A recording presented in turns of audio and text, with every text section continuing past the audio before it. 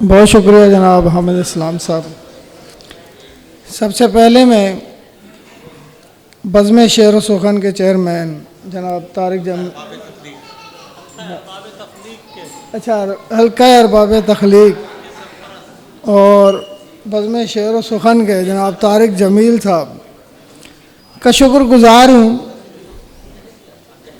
کہ انہوں نے ہمیں خالد میر صاحب سے شاعری سے آشنا کیا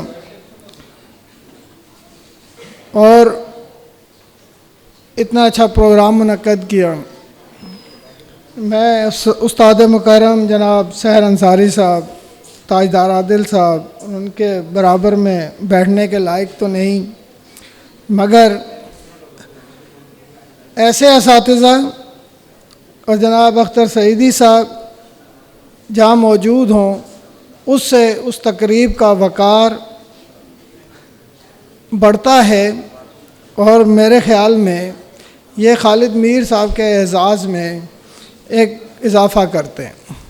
تو ان کے لیے ایک میں چاہتا ہوں کہ آپ ذرا تالیاں بجا دیں.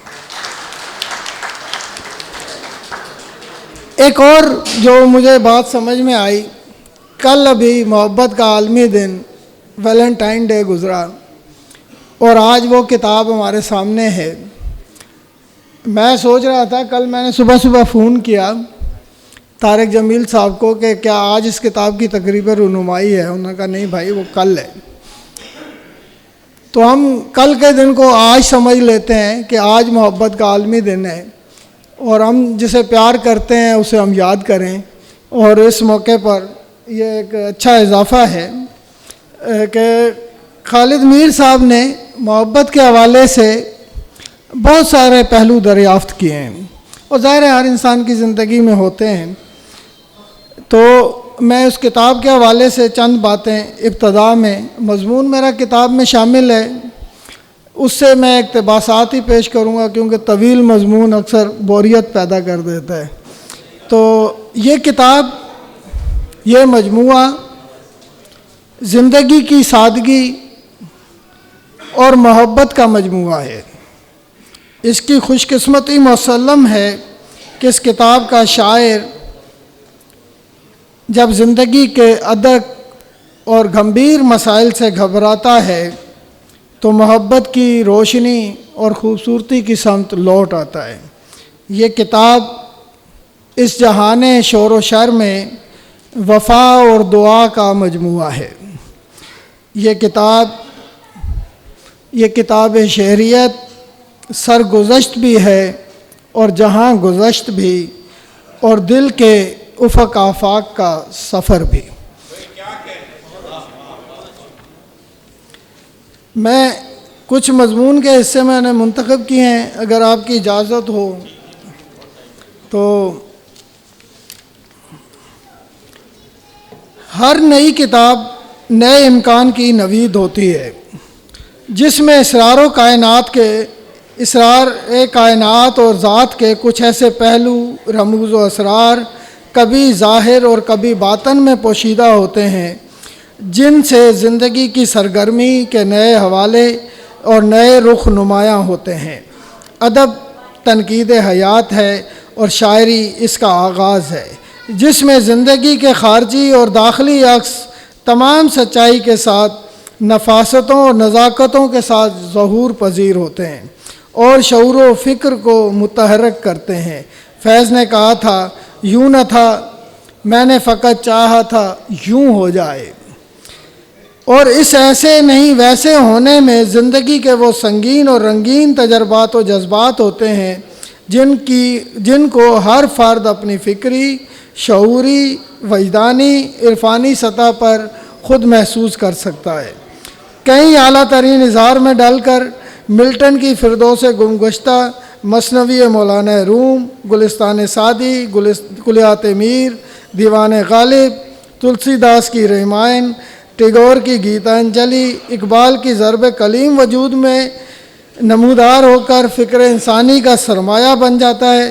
اور کبھی محمود درویش، نظر الاسلام اور الطاف حسین حالی کی روایات شکن فکر کے آسمان پر ستارہ نما جگمگاتا ہے.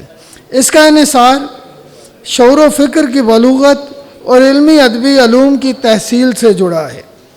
ہر شاعر کا ہر شعر یا نظم عظمت کے درجے پر فائز نہیں ہوتی، مگر وہ کچھ نہ کچھ ایسا ضرور کہہ جاتا ہے جو دوسروں کی پہنچ سے دور ہوتا ہے، جسے صرف وہ لکھتا ہے۔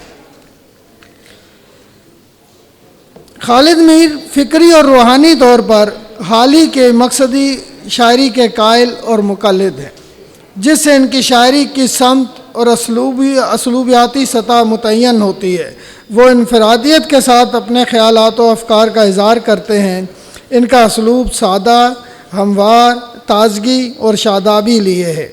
خارجیت سے معاملات رقم کرتے ہوئے سب سے بڑی خرابی یہی ہوتی ہے کہ لہجہ سپاٹ اور وقائع نگار جیسا ہو جاتا ہے۔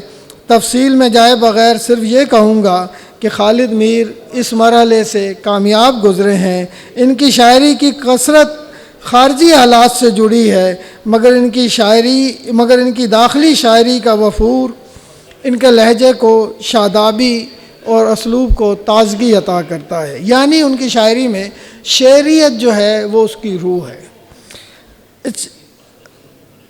خالد میر روحانی اقدار کی حامل شخصیت ہیں، جس کا پرتاؤ ان کی شاعری میں نظر آتا ہے۔ یہ مجموعہ ان کی زندگی کی کل کمائی ہے، جس میں ان کے بچپن، جوانی اور موجودہ عمر کے تجربات و جذبات، اسباق و اوراق پوشیدہ ہیں۔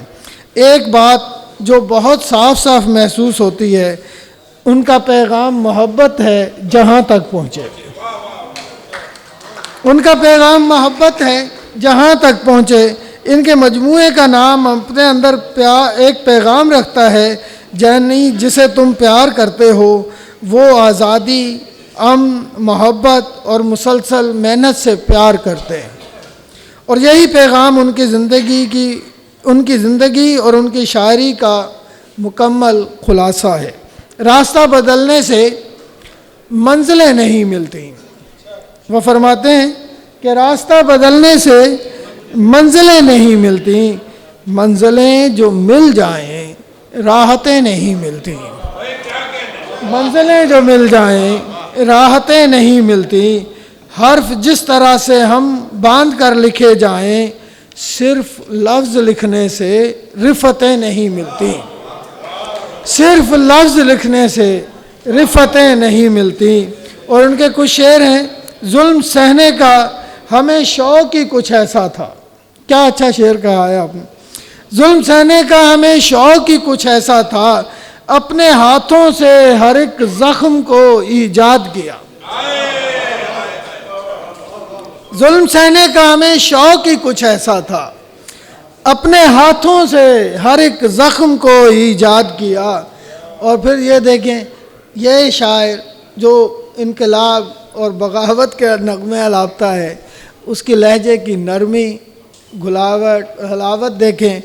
چھوٹی چھوٹی باتوں پر یوں بات نہ کرنا، چھوٹی چھوٹی باتوں پر یوں بات نہ کرنا، ٹیلی فون ملا کر رکھنا چھوڑ دے پگلی، ٹیلی فون ملا کر رکھنا چھوڑ دے پگلی، اپنی اوقات سے بڑھ کر دل نے عمر بھر سب سے محبت کی ہے۔ اپنی اوقات سے بڑھ کر دل نے عمر بھر سب سے محبت کی ہے، ہر قافیہ پڑھانے لگا مجھ کو ضابطے۔ ہر قافیہ، یہ شاعروں کا خاص مسئلہ ہے، قافیے سے الجھتے رہنا۔ ہر قافیہ پڑھانے لگا مجھ کو ضابطے، شاعر نہیں ہوں یار ذرا دیر تو ٹھہر، شاعر نہیں ہوں یار ذرا دیر تو ٹھہر۔ مندرجہ بالا اشعار میں ایک پوری زندگی کا انتخاب ہے۔ اس کی حسیاتی، جذباتی، نفسیاتی اتار چڑھاؤ اور مد و جزر ہیں۔ غزل میں یہی آسانی ہے، آپ نے کسی زمانے کی بات کسی اور زمانے میں بھی کر سکتے ہیں۔ اس کے استعارات و تشبیہات، اسرار و معانی، حسن و عشق، سوز و گداز، تغزل، ترنم، خلوص اور شدت احساس سے بھرپور خالد میر کے نشار سے पूरी तरह नुमायां है।